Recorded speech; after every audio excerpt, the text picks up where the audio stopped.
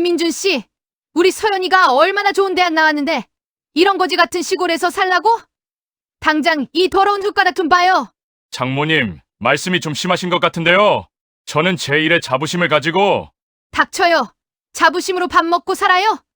30 넘은 양반이 농사나 짓고 앉아서 창피한 줄도 모르고. 엄마 말이 맞아. 오빠, 솔직히 오빠 친구들은 다 대기업 다니고 강남에 집 사는데 오빠만 여기서 뭐 하는 거야? 진짜 한심해. 서연아, 3년 동안 날 응원해준 거 다 거짓말이었어? 거짓말이고 뭐고 돈 한 푼 없는 가난뱅이 주제에 우리 딸 붙잡을 생각 마. 당신 같은 거 우리 사위로 절대 안 받아. 안녕하세요. 실제 일어난 사연을 각색한 사연 채널입니다. 오늘은 시골 농부라며 무시당하고 파혼 통보까지 받은 한 청년이 어떻게 당당하게 자신의 진가를 드러내고 속 시원한 반전을 만들어냈는지 들려드리겠습니다. 구독과 좋아요, 알림 설정을 눌러주시면 앞으로도 인생의 통쾌한 반전과 교훈을 담은 사연들을 매일 만나보실 수 있습니다. 그럼 시작하겠습니다. 경기도 양평, 북한강이 유유히 흐르는 이곳에 김민준 씨의 스마트팜 농장이 자리하고 있습니다. 32살의 민준 씨는 매일 아침 일찍 일어나 토마토 하우스를 점검합니다.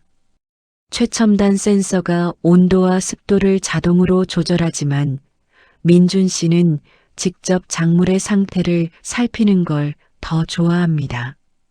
식물도 사람 손길을 알아본다는 게 그의 지론이었습니다. 오늘은 특별한 날입니다. 대학 동창이자 3년째 연애 중인 박서연 씨의 가족들이 처음으로 이곳을 방문하기로 했습니다. 민준 씨는 새벽부터 분주하게 집안을 정리했습니다. 민준 씨와 서연 씨는 서울의 한 사립대학교 경영학과 동기였습니다. 민준 씨는 학창시절 누구보다 성실한 학생이었습니다. 도서관에서 가장 먼저 오고 가장 늦게 나가는 학생, 그게 바로 민준 씨였습니다. 서연 씨는 민준 씨의 그런 성실함에 마음이 끌렸다고 했습니다. 졸업 후 서연 씨는 서울 강남에 있는 외국계 기업에 취직했습니다. 반면 민준 씨는 모두를 놀라게 하는 선택을 했습니다. 대기업 공채에 합격했음에도 불구하고 그는 양평으로 내려가 농업을 시작하겠다고 선언했습니다. 내 손으로 뭔가를 키우고 싶어요. 흙을 만지고 싶어요. 민준 씨의 말에 주변 사람들은 고개를 저었습니다. 요즘 시대의 농사? 미쳤어? 친구들의 만류에도 민준 씨는 뜻을 굽히지 않았습니다. 서연 씨는 처음엔 당황했지만 민준 씨의 열정을 존중해 주었습니다. 오빠가 하고 싶은 일하는 게 좋아요. 그렇게 민준 씨는 양평으로 내려왔습니다. 할아버지께서 물려주신 낡은 한옥을 고치고 주변 땅을 일고 스마트팜을 시작했습니다. 처음 1년은 정말 힘들었습니다. 농사 경험이 전무했던 민준 씨는 매일이 실패의 연속이었습니다. 작물은 제대로 자라지 않았고 예상치 못한 병충해로 수확물의 절반을 버려야 했습니다. 손은 거칠어졌고 얼굴은 햇볕에 까맣게 탔습니다. 하지만 민준 씨는 포기하지 않았습니다. 농업 관련 책을 수십 권 읽었고 선배 농부들을 찾아다니며 배웠습니다. 밤에는 온라인 강의로 스마트팜 기술을 독학했습니다. 2년 차부터는 조금씩 성과가 나오기 시작했습니다. IT 기술과 농업을 접목한 그의 방식은 점차 효율을 보였습니다. 토마토와 딸기의 당도는 일반 농가보다 높았고 수확량도 안정적이었습니다. 서울의 유명 레스토랑 몇 곳에서 그의 작물을 정기 구매하기 시작했습니다. 3년 차인 올해 드디어 수익이 안정화되었습니다. 민준 씨는 서연 씨에게 청혼했고 서연 씨는 흔쾌히 수락했습니다. 이제 부모님께 인사드려야 할 것 같아요. 서연 씨의 말에 민준 씨는 조금 긴장했습니다. 서연 씨의 부모님은 서울 강남에서 30년째 살고 있는 분들이었습니다. 서연 씨의 아버지는 중견기업의 임원 출신이었고 어머니인 박 여사는 전형적인 강남 주부였습니다. 서연 씨는 외동딸이었습니다. 엄마가 좀 까다로우실 수 있어요. 양해해 주세요. 서연 씨가 미리 귀띔해 주었지만 민준 씨는 자신 있었습니다. 성실하게 살아온 자신의 모습을 보여드리면 분명 이해해 주실 거라 믿었습니다. 오후 2시 검은색 수입차 한 대가 좁은 시골길을 따라 들어왔습니다. 민준 씨는 현관 앞에서 두 손을 모으고 기다렸습니다. 차에서 내린 박 여사는 명품 핸드백을 들고 주변을 둘러보았습니다. 어머, 여기가 집이에요? 박 여사의 첫마디였습니다. 낡은 기와지붕, 갈라진 담장, 마당 한쪽에 쌓인 농기구들이 박 여사의 눈에 들어왔습니다. 서연 씨의 아버지는 말없이 인상을 찌푸렸습니다. 안녕하세요, 장인어른, 장모님. 김민준입니다. 민준 씨가 깊게 인사했습니다. 박 여사는 민준 씨의 거칠어진 손과 그을린 얼굴을 훑어보았습니다. 공기 중에는 묘한 긴장감이 흘렀습니다. 민준 씨는 정성껏 준비한 차를 내왔지만 분위기는 좀처럼 풀리지 않았습니다. 박 여사는 집 안 곳곳을 살피며 한숨을 내쉬었습니다. 창밖으로는 넓은 하우스 농장이 보였고 저 멀리 북한강의 물줄기가 반짝였습니다. 민준 씨에게는 이 모든 것이 자랑스러운 삶의 터전이었지만 박 여사의 눈에는 그저 낙후된 시골일 뿐이었습니다. 서연 씨는 불안한 표정으로 어머니의 눈치를 살폈습니다. 30분쯤 지났을까 박 여사가 입을 열었습니다. 서연아, 엄마랑 좀 나가자. 박 여사와 서연 씨가 마당으로 나가는 소리가 들렸습니다. 민준 씨는 가만히 앉아 창밖을 바라보았습니다. 저 멀리서 들려오는 박 여사의 목소리가 점점 커지고 있었습니다. 무언가 좋지 않은 일이 벌어지려 하고 있었습니다. 마당에서 들려오던 목소리가 점점 커졌습니다. 민준 씨는 자리에서 일어나 창가로 다가갔습니다. 박 여사가 서연 씨의 팔을 붙잡고 뭔가 다급하게 말하고 있었습니다. 엄마, 목소리 좀 낮추세요. 민준 오빠가 들어요. 서연 씨가 당황한 듯 주변을 둘러보았습니다. 하지만 박 여사는 아랑곳하지 않았습니다. 들으면 어때? 사실대로 말해야지. 박 여사의 목소리가 날카로워졌습니다. 민준 씨는 마당으로 나갔습니다. 예의를 차리기 위해서라도 직접 대화를 나눠야 할 것 같았습니다.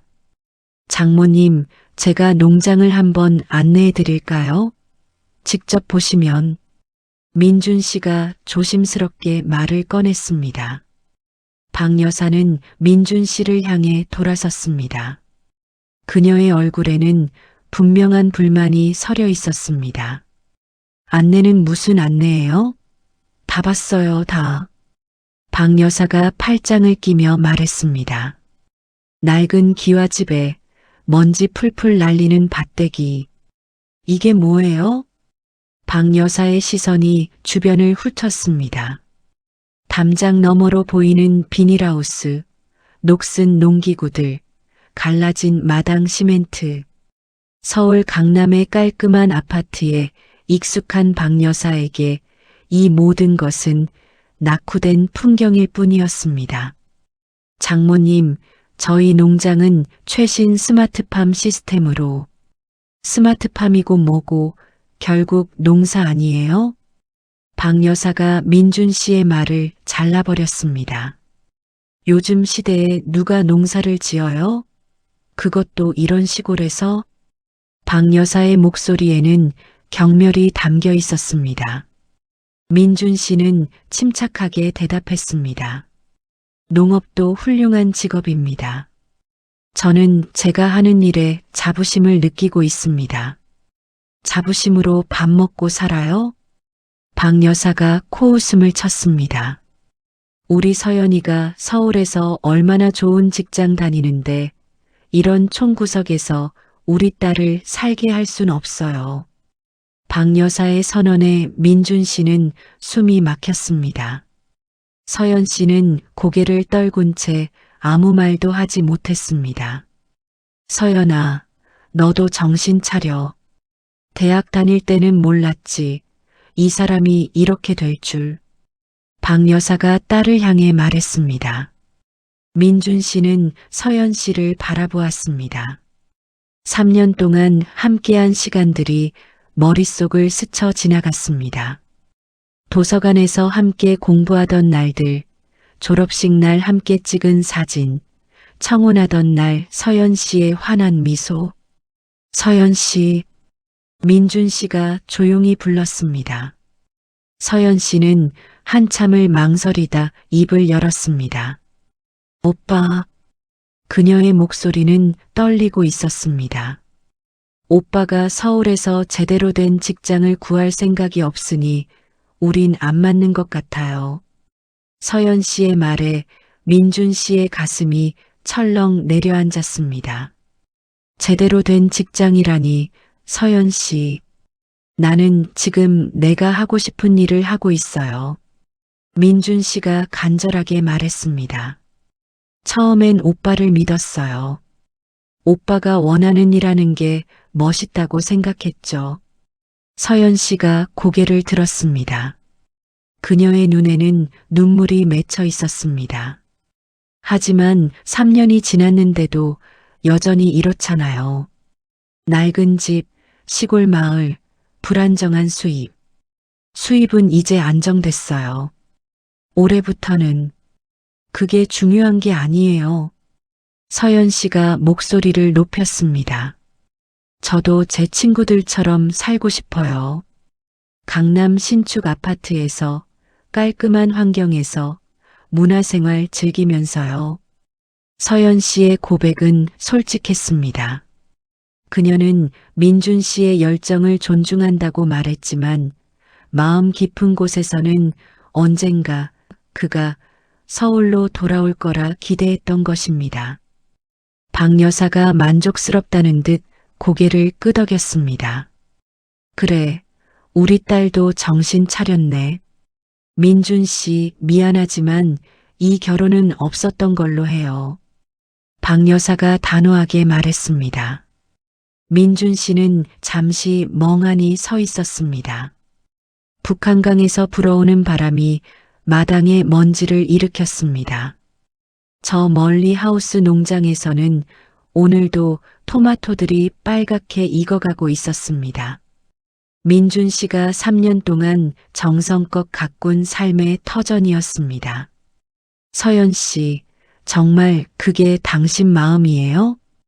민준 씨가 마지막으로 물었습니다. 서연 씨는 대답 대신 고개를 돌렸습니다. 그것이 답이었습니다. 민준 씨는 깊게 한숨을 내쉬었습니다. 알겠습니다. 장모님, 서연 씨의 뜻이라면. 잘 생각했어요. 우리 서연이한테는 더 나은 사람이 있을 거예요. 박 여사가 차갑게 말했습니다. 가난한 주제의 변명은. 박 여사가 중얼거렸습니다. 그녀는 핸드백을 챙기며 계속 말을 이었습니다. 내일까지 서연이 짐 싸서 서울로 데려갈 테니까 연락도 하지 마세요. 박 여사의 최후 통첩이었습니다. 서연 씨는 민준 씨를 한 번도 제대로 쳐다보지 못한 채 어머니를 따라 차로 향했습니다. 차 문이 닫히고 시동이 걸렸습니다. 검은색 수입차가 좁은 시골길을 빠져나가는 모습을 민준 씨는 그저 바라보았습니다. 먼지가 풀풀 날리는 길 위로 차가 멀어져 갔습니다. 민준 씨는 마당 한가운데 홀로 서 있었습니다. 저녁 햇살이 낡은 한옥 지붕 위로 기울어지고 있었습니다. 3년 동안 함께 꿈꿨던 미래가 한순간에 무너져 내렸습니다. 민준 씨는 천천히 하우스 농장을 향해 걸어갔습니다. 익숙한 흙냄새, 식물들의 향기, 자동 관수 시스템의 작동 소리, 이 모든 것이 위로가 되어 주었습니다. 내가 잘못 살았나? 민준 씨는 혼잣말을 중얼거렸습니다. 하지만 그는 후회하지 않았습니다. 자신의 선택을, 자신의 삶을 믿었습니다. 밤이 깊어갔습니다. 민준 씨는 간단히 저녁을 때우고 일찍 잠자리에 들었습니다. 내일은 또 새로운 하루가 시작될 것입니다. 다음 날 아침이 밝았습니다. 민준 씨는 평소보다 일찍 눈을 떴습니다. 어젯밤 잠을 설쳤지만 몸은 습관적으로 새벽 5시에 깨어났습니다. 세수를 하고 작업복을 입었습니다. 마음은 무겁지만 일상은 계속되어야 했습니다. 하우스 농장으로 향하려던 그때였습니다. 멀리서 자동차 소리가 들려왔습니다. 한 대가 아니었습니다. 여러 대의 엔진 소리가 동시에 들렸습니다. 민준 씨는 고개를 들어 마을 입구를 바라보았습니다. 좁은 시골길로 검은색 고급 세단들이 줄지어 들어오고 있었습니다. 벤츠, BMW, 제네시스 최고급 모델들이었습니다. 한 대, 두 대, 세 대. 차들은 계속 이어졌습니다. 민준 씨는 눈을 의심했습니다.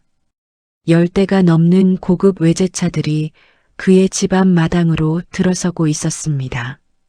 이 한적한 양평 시골 마을에 어울리지 않는 광경이었습니다. 먼지 날리는 비포장 길 위를 광택 나는 차들이 지나갔습니다. 차들이 일렬로 멈춰 섰습니다. 민준 씨는 멍하니 서서 그 광경을 바라보았습니다. 첫 번째 차의 운전석에서 제복을 입은 기사가 내렸습니다. 그는 재빠르게 뒷좌석 문을 열었습니다. 정갈한 네이비 정장을 입은 중년 남성이 차에서 내렸습니다. 이어서 다른 차들의 문도 일제히 열렸습니다. 모두 고급 정장을 차려입은 사람들이었습니다. 한눈에 봐도 평범한 사람들이 아니었습니다. 나이 지긋한 회장님들부터 젊은 임원들까지 총 20여 명이 넘는 사람들이었습니다. 그들은 모두 민준 씨를 향해 걸어왔습니다. 그리고 놀라운 일이 벌어졌습니다. 20여 명의 사람들이 일제히 민준 씨 앞에서 허리를 굽혔습니다. 각도는 정확히 90도였습니다. 도련님, 안녕하십니까? 그들의 목소리가 하나로 모아졌습니다. 아침 공기를 가르는 우렁찬 인사였습니다. 민준 씨는 당황스러워 뒤로 한 걸음 물러섰습니다. 여러분, 이게 무슨... 민준 씨가 말을 더듬었습니다. 맨 앞에 섰던 중년 남성이 한 걸음 앞으로 나왔습니다. 그는 민준 씨에게 공손하게 명함을 건넸습니다. 도련님, 오랜만입니다. 한성그룹 비서실장 강태수입니다. 명함에는 한성그룹 회장 비서실장이라는 직함이 선명하게 적혀 있었습니다. 한성그룹, 대한민국 5대 그룹 중 하나였습니다. 전자, 건설, 금융, 유통까지 손대지 않은 분야가 없는 거대 기업이었습니다. 회장님께서 도련님을 몹시 그리워하고 계십니다. 강태수 비서실장이 정중하게 말했습니다. 이번 분기 이사회 참석을 꼭 부탁드리라고 하셨습니다. 그의 말에 민준 씨는 난감한 표정을 지었습니다. 비서실장님, 제가 말씀드렸잖아요. 저는 이제 알고 있습니다, 도련님. 하지만 회장님께서는 바로 그 순간이었습니다. 담장 너머에서 익숙한 목소리가 들려왔습니다. 어머, 저기 뭐야? 차가 왜 이렇게 많아? 박 여사의 목소리였습니다. 어젯밤 서연 씨는 결국 짐을 싸지 않고 민준 씨의 집 사랑채에서 묵었던 것입니다. 박 여사가 아침 일찍 딸을 데리러 다시 온 것이었습니다. 박 여사와 서연 씨가 대문 쪽으로 걸어왔습니다. 그들의 눈앞에 펼쳐진 광경에 두 사람은 걸음을 멈췄습니다. 마당 가득 늘어선 고급 외제차들, 정장을 빼입은 20여 명의 사람들, 그리고 그들 모두가 민준 씨를 향해 고개 숙여 인사하고 있는 장면. 박 여사의 입이 떡 벌어졌습니다. 저게 대체. 서연 씨도 믿을 수 없다는 표정으로 민준 씨를 바라보았습니다. 강태수 비서실장이 박 여사와 서연 씨를 발견했습니다. 그는 민준 씨에게 조용히 물었습니다. 도련님, 저분들은? 제 지인들입니다. 민준 씨가 애매하게 대답했습니다. 박 여사는 정신을 차리고 다가왔습니다. 저기요, 여기가 무슨 일이신가요? 박 여사의 목소리는 어제와 달리 조심스러웠습니다. 이 상황이 심상치 않다는 걸 본능적으로 느낀 것입니다. 강태수 비서실장이 박 여사를 향해 정중하게 고개를 숙였습니다. 한성그룹 비서실에서 나왔습니다. 도련님을 뵈러 왔습니다. 도련님이요? 박 여사가 되물었습니다. 그녀의 시선이 민준 씨에게로 향했습니다. 어제 그 흑투성이 농부 차림의 청년이 아니었습니다. 20여 명의 대기업 임원들이 90도로 인사하는 그 사람. 한성그룹이라면 설마 그 한성그룹? 서연 씨가 떨리는 목소리로 물었습니다. 대한민국 국민이라면 모를 수 없는 재벌 그룹이었습니다. 그 순간 뒤쪽에 서 있던 한 노신사가 앞으로 나왔습니다. 그는 한성그룹의 부회장이었습니다. 민준 도련님, 회장님께서 건강이 좋지 않으십니다. 부디 이번 이사회만큼은. 부회장의 간곡한 부탁이었습니다. 박 여사와 서연 씨의 얼굴이 새하얗게 변했습니다. 그 자리는 순식간에 얼어붙었습니다. 아침 햇살이 고급 차들의 광택을 반사시켰습니다. 한성그룹 로고가 새겨진 서류 가방들, 정장 주머니에서 삐져나온 명함들, 모든 것이 현실이었습니다. 어제까지 가난한 농부라며 무시했던 그 청년이 대한민국 5대 재벌가의 적장자였던 것입니다. 박 여사의 손에 들려있던 명품 핸드백이 미세하게 떨렸습니다. 서연 씨는 입술을 깨물며 민준 씨를 바라보았습니다. 민준 씨는 여전히 담담한 표정이었습니다. 비서실장님, 말씀드렸다시피 저는 이제 그룹 일에 관여하지 않습니다. 민준 씨가 조용히 말했습니다. 하지만 도련님, 제 뜻은 변함없습니다. 할아버지께 잘 전해주세요. 민준 씨의 목소리는 단호했습니다. 그는 여전히 자신의 삶을 선택하고 있었습니다. 재벌 2세의 타이틀보다 자신의 농장을 자신의 땀으로 일군 삶을 선택한 것이었습니다. 강태수 비서실장은 민준 씨의 단호한 거절에도 물러서지 않았습니다. 도련님, 최소한 이 서류만이라도 검토해 주십시오. 그는 가죽 서류 가방에서 두툼한 문서 뭉치를 꺼냈습니다. 한성그룹 이사회 안건이었습니다. 박 여사는 그 광경을 넋을 잃고 바라보고 있었습니다. 어제까지만 해도 가난한 농부라고 무시했던 청년. 그가 대한민국 5대 그룹 한성그룹의 적장자라는 사실이 믿기지 않았습니다. 서연 씨의 입술이 바르르 떨렸습니다. 민준 오빠가 한성그룹? 그녀는 3년 동안 그와 연애하면서도 전혀 몰랐던 사실이었습니다. 민준 씨는 한숨을 내쉬었습니다. 이제는 더 이상 숨길 수 없는 상황이 되어버렸습니다. 비서실장님, 제가 왜 이곳으로 내려왔는지 아시잖아요. 민준 씨가 조용히 말했습니다. 재벌 2세라는 타이틀 없이 제 능력으로 살고 싶었어요. 그의 목소리에는 확고한 신념이 담겨 있었습니다. 강태수 비서실장이 고개를 끄덕였습니다. 잘 알고 있습니다, 도련님.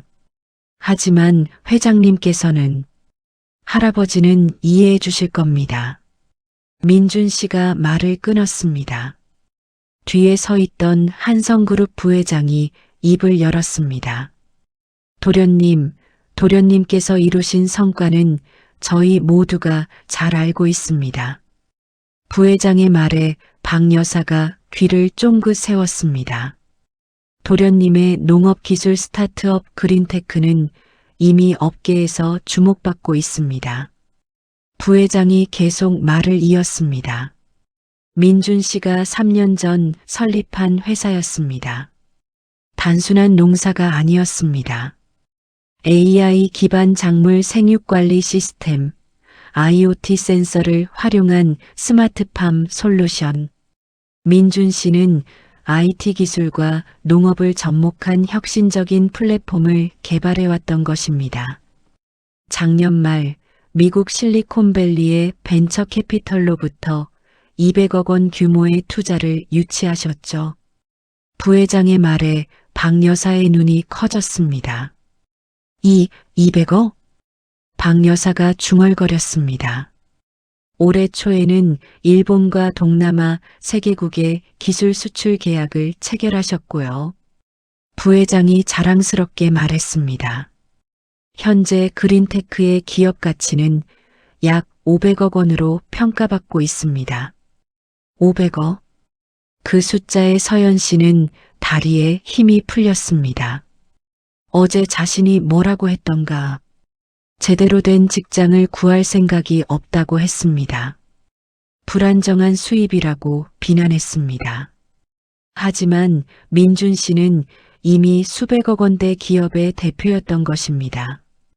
그것도 3년 만에 자수성가한 것이었습니다. 도련님께서는 한성그룹의 이름을 한 번도 사용하지 않으셨습니다. 강태수 비서실장이 덧붙였습니다. 투자 유치부터 계약 체결까지 모두 도련님의 실력과 기술력만으로 이루신 성과입니다. 그 말에 민준 씨는 잠시 눈을 감았습니다. 쉽지 않은 시간들이었습니다. 한성그룹 장손이라는 신분을 숨기고 사업을 시작했을 때 아무도 그를 거들떠보지 않았습니다. 투자자들은 농업 스타트업은 수익성이 없다며 고개를 저었습니다. 은행은 대출을 거절했습니다. 하지만 민준 씨는 포기하지 않았습니다. 밤낮 없이 기술 개발에 매진했습니다. 직접 농장을 운영하며 데이터를 축적했습니다. 수십 번의 실패 끝에 드디어 성과가 나오기 시작했습니다. 그의 스마트팜 시스템은 일반 농가보다 30% 높은 생산성을 보였습니다. 병충해 예측 알고리즘은 95%의 정확도를 자랑했습니다. 소문은 빠르게 퍼졌습니다. 국내외 투자자들이 그린테크에 관심을 가지기 시작했습니다. 작년 포브스 아시아 30세 이하 리더 30인에도 선정되셨죠. 부회장이 미소를 지었습니다. 도련님은 이미 스스로 성공을 증명하셨습니다. 박 여사는 자신의 귀를 의심했습니다. 포브스 선정, 500억 원 기업 가치, 해외 투자 유치, 어제 자신이 촌구석이라고 비난했던 이곳이 혁신 기업의 본사였던 것입니다. 낡아 보이던 한옥은 민준 씨가 일부러 할아버지의 유산을 보존한 것이었습니다. 흙먼지 날리는 농장은 최첨단 기술이 적용된 연구 농장이었습니다. 민준 씨, 박 여사가 떨리는 목소리로 불렀습니다. 하지만 민준 씨는 박 여사를 쳐다보지도 않았습니다. 비서실장님, 오늘은 이만 돌아가 주십시오. 민준 씨가 정중하게 말했습니다. 할아버지께는 제가 직접 연락드리겠습니다. 강태수 비서실장은 더 이상 강요하지 않았습니다. 알겠습니다, 도련님. 회장님께 잘 전하겠습니다. 그는 다시 한번 깊게 허리를 숙였습니다. 20여 명의 임원들도 일제히 인사했습니다. 도련님 건강하십시오. 그들은 질서정연하게 차에 올라탔습니다. 고급 세단들이 하나둘씩 시동을 걸었습니다. 곧 차량 행렬이 다시 시골길을 빠져나가기 시작했습니다. 먼지가 일었습니다. 하지만 이번에는 그 먼지가 다르게 보였습니다. 박 여사의 눈에는 부와 성공의 상징처럼 보였습니다.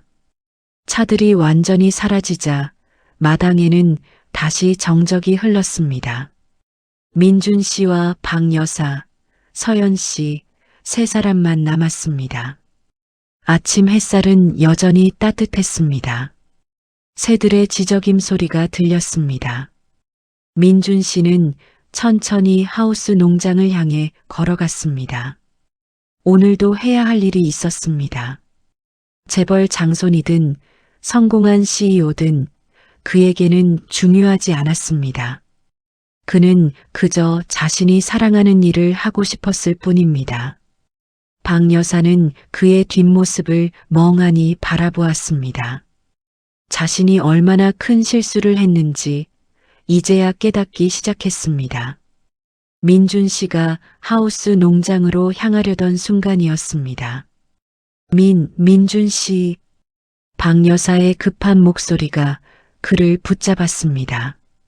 민준 씨는 걸음을 멈췄지만 뒤돌아보지 않았습니다. 박 여사는 서둘러 민준 씨에게 다가왔습니다. 그녀의 얼굴은 새하얗게 질려 있었습니다. 어제까지만 해도 오만하게 빛나던 눈빛은 온데간데 없었습니다. 민준 씨, 잠깐만요. 이야기 좀 해요. 박 여사의 목소리는 떨리고 있었습니다.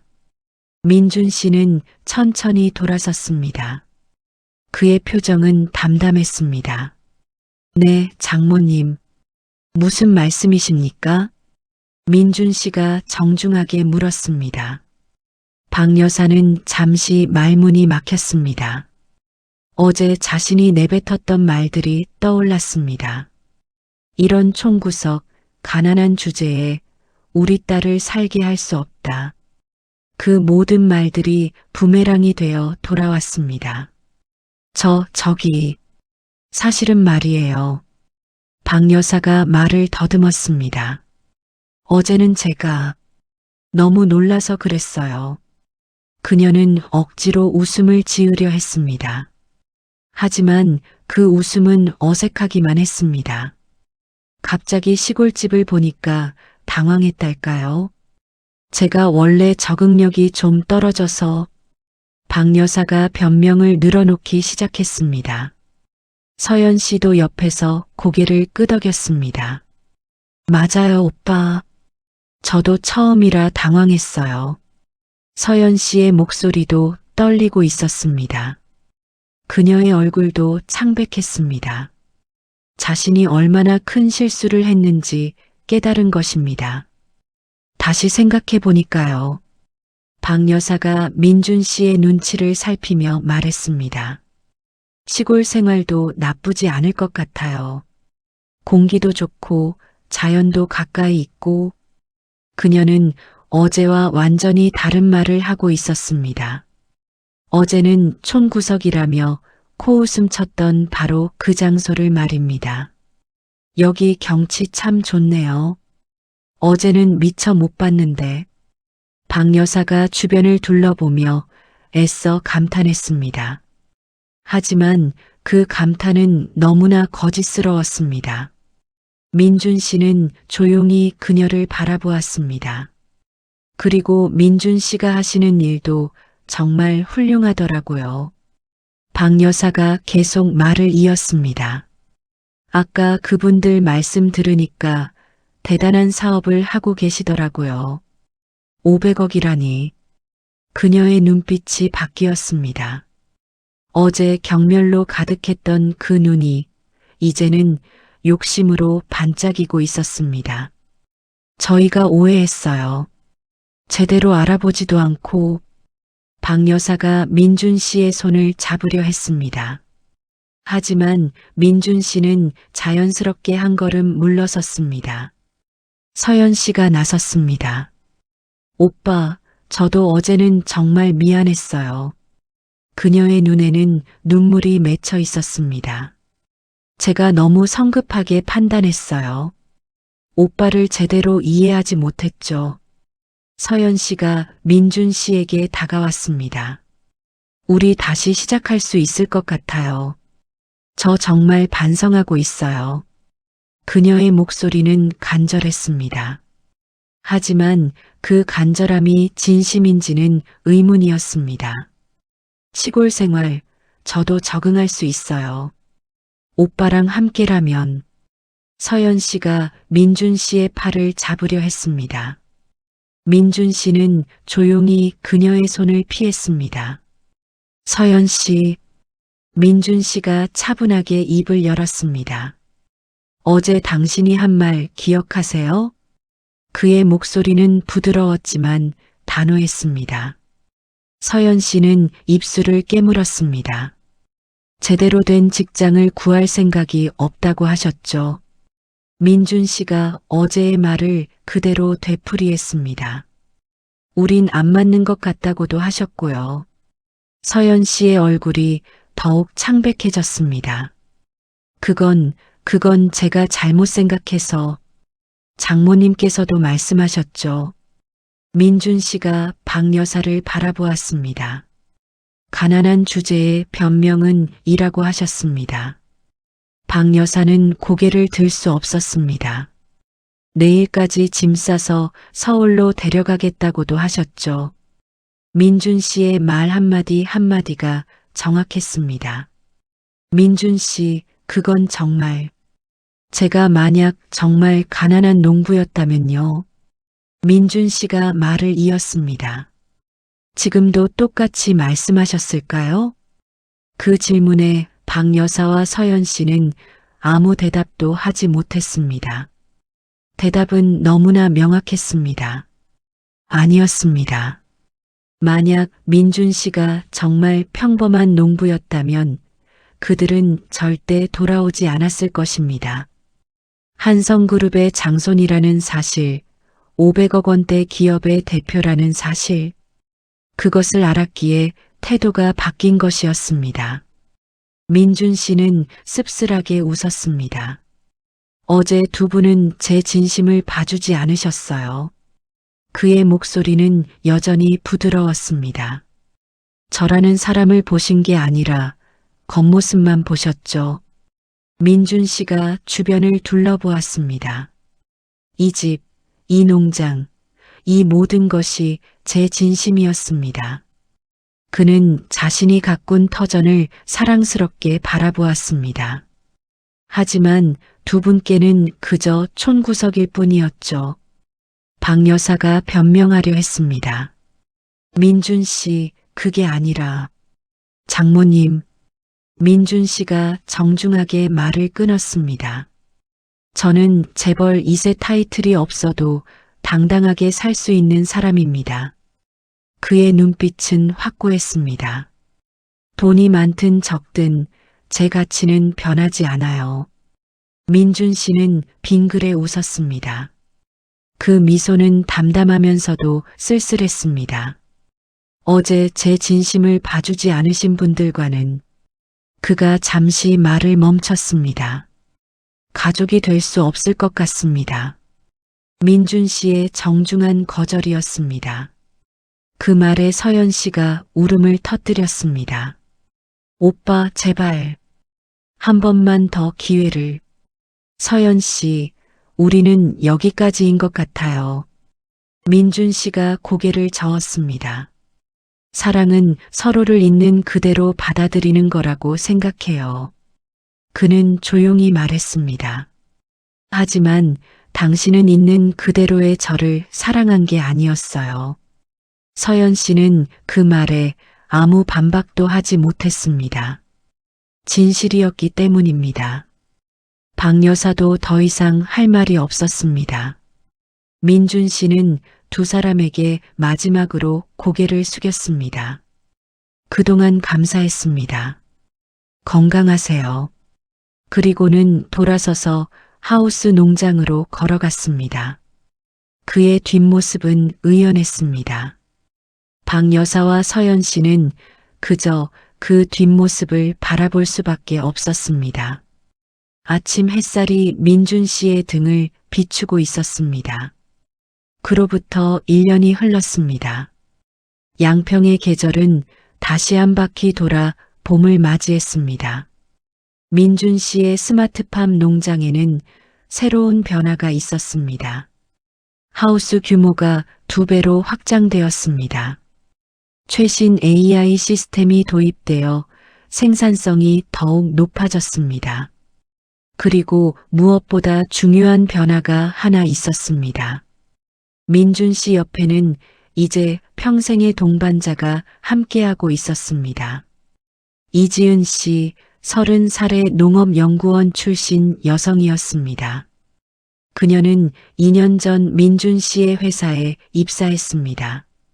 서울대 농생명공학과를 졸업하고 국립농업과학원에서 일하다가 민준 씨의 혁신적인 비전에 끌려 그린테크에 합류했습니다. 지은 씨는 화려함과는 거리가 먼 사람이었습니다. 명품 가방 대신 낡은 연구 노트를 들고 다녔습니다. 하이힐 대신 작업화를 신었습니다. 하지만 그녀의 눈빛은 누구보다 빛났습니다. 작물을 바라보는 그 눈빛에서 민준 씨는 자신과 같은 열정을 발견했습니다. 두 사람은 함께 땀 흘리며 일했습니다. 새벽부터 저녁까지 나란히 하우스를 돌보았습니다. 실험이 실패하면 함께 좌절했고 성공하면 함께 기뻐했습니다. 사랑은 그렇게 자연스럽게 싹텄습니다. 화려한 데이트나 고급 레스토랑이 아니었습니다. 흙 묻은 손으로 나눠 먹는 주먹밥이 그들의 데이트였습니다. 하우스 사이를 걸으며 나누는 대화가 그들의 로맨스였습니다. 지은 씨, 나랑 평생 이 길을 함께 걸어줄래요? 민준 씨의 청혼은 소박했습니다. 화려한 반지도 고급 레스토랑도 없었습니다. 그저 석양이 지는 농장 한가운데서였습니다. 네, 오빠. 제가 원하던 삶이에요. 지은 씨의 대답은 망설임이 없었습니다. 그녀는 민준 씨의 재산이 아니라 민준 씨의 진심을 사랑했습니다. 결혼식은 양평 농장에서 열렸습니다. 호화로운 호텔 대신 개조한 하우스 농장이 예식장이었습니다. 하얀 꽃으로 장식된 통로를 지은 씨가 걸어왔습니다. 그녀의 웨딩드레스는 단순했지만 아름다웠습니다. 하객들은 민준 씨의 농업계 동료들과 지은 씨의 연구원 친구들이었습니다. 한성그룹 회장인 민준 씨의 할아버지도 참석했습니다. 그는 손자의 선택을 축복했습니다. 내가 행복하다니 나도 기쁘구나. 할아버지의 말에는 진심이 담겨 있었습니다. 결혼식은 따뜻했습니다. 돈으로 치장한 화려함은 없었지만 진심이 가득했습니다. 그리고 바로 그 무렵이었습니다. 민준 씨의 그린테크가 업계를 뒤흔드는 성과를 냈습니다. 유럽 세계국과 대규모 기술 수출 계약을 체결했습니다. 중동 지역의 사막 농업 프로젝트를 수주했습니다. 기업 가치는 1년 만에 10배 이상 뛰어올랐습니다. 500억 원에서 5천억 원대로 성장한 것입니다. 각종 경제 뉴스에서 민준 씨를 주목했습니다. 한성그룹 장손, 자수성가로 농업혁명 이끌다. 20대 CEO, 글로벌 농업시장 장악. 신문과 방송은 민준 씨의 성공 스토리를 대서특필했습니다. 그의 얼굴이 메인 뉴스에 등장했습니다. 그리고 그 뉴스는 서울 강남의 한 오피스텔에도 흘러들어갔습니다. 박서연 씨가 TV를 보고 있었습니다. 화면 속 민준 씨는 환하게 웃고 있었습니다. 옆에는 수수한 아내 지은 씨가 함께 서 있었습니다. 서연 씨의 손에 쥐어진 리모컨이 떨렸습니다. 저 자리가 내 자리였을 텐데. 그녀는 중얼거렸습니다. 1년 전 그날 이후 서연 씨의 삶은 변하지 않았습니다. 여전히 같은 회사를 다녔습니다. 하지만 마음 한구석은 항상 공허했습니다. 그리고 한 달 전 충격적인 소식이 전해졌습니다. 서연 씨가 다니던 외국계 기업이 한성그룹 계열사로 인수된 것입니다.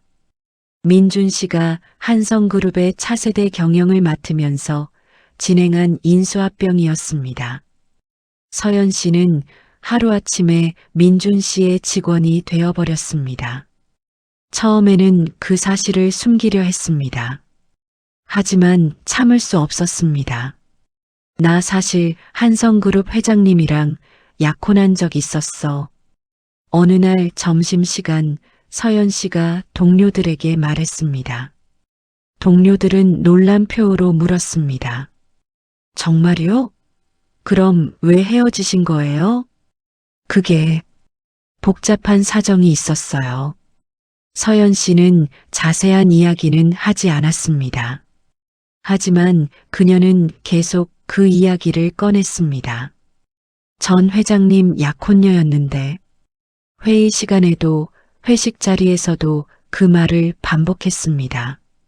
마치 그것이 자신의 가치를 증명하는 것처럼 말입니다. 처음에는 동료들이 놀라워했습니다. 하지만 점점 분위기가 이상해졌습니다. 그런데 왜 헤어지신 거예요? 재벌이랑 결혼할 기회였잖아요. 한 후배가 물었습니다. 그때는 몰랐어요. 그분이 그렇게 대단한 분인 줄. 서연 씨의 대답이었습니다. 그 순간 사무실 분위기가 차갑게 식었습니다. 아, 그러니까 가난해 보였을 때는 차버렸다는 얘기네요? 누군가 조심스럽게 말했습니다. 아니, 그게 아니라. 서연 씨가 변명하려 했지만 이미 늦었습니다. 완전 속물 아니에요? 돈 보고 사람 판단하는 작은 속삭임들이 들렸습니다. 그러게요. 진심으로 사랑했으면 그런 이유로 헤어지지 않았겠죠. 동료들의 시선이 차가워졌습니다. 서연 씨는 자신이 한 말을 후회했습니다. 하지만 소문은 이미 회사 전체로 퍼졌습니다. 돈만 보고 사람을 판단하는 속물. 그 딱지가 서연 씨를 따라다녔습니다. 한편 강남의 한 고급 아파트에서는 박 여사의 한탄이 계속되고 있었습니다.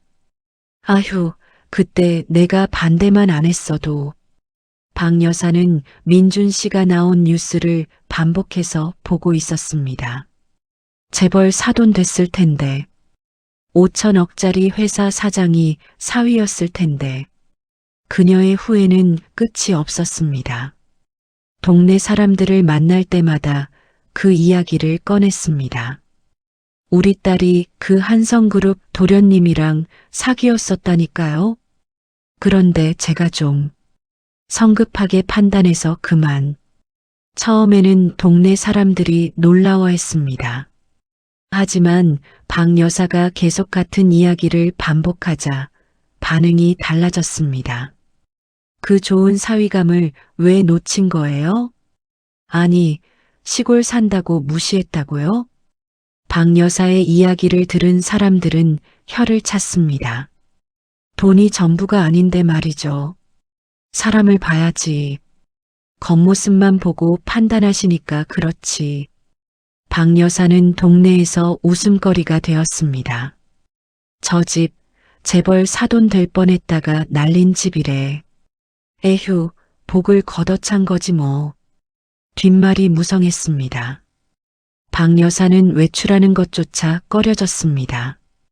그 모든 것이 1년 전 자신의 선택 때문이었습니다. 양평의 봄은 여전히 아름다웠습니다. 민준 씨와 지은 씨는 오늘도 함께 농장을 돌보고 있었습니다. 그들의 얼굴에는 진짜 행복이 담겨 있었습니다. 여러분은 김민준 씨의 당당한 선택 어떻게 생각하시나요?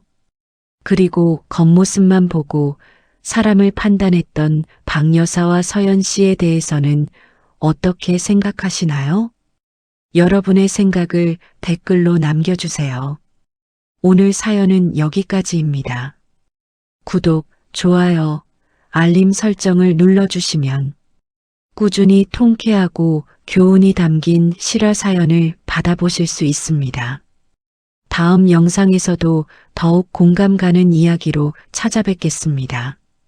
시청해주셔서 감사합니다.